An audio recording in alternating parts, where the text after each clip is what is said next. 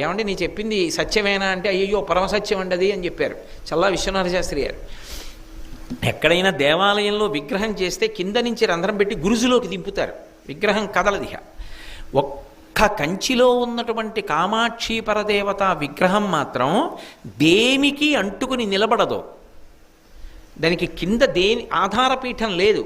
అమ్మవారు ఇలా ఉంటుంది, కింద ఏం ఉండదు, దేనికి తగలదావిడ, గాలిలో ఉంటుంది మూర్తి.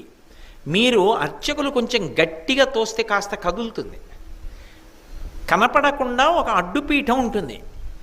అది ఒకప్పుడు ఏమైందంటే ఆలయానికి కుంభాభిషేకం చేస్తున్నప్పుడు ఇప్పుడు ఉన్న కంచికామకోటి పీఠాధిపతులు జయేంద్ర సరస్వతి మహాస్వామి వారు ఆ పలక తీసి చూడండి అన్నారు.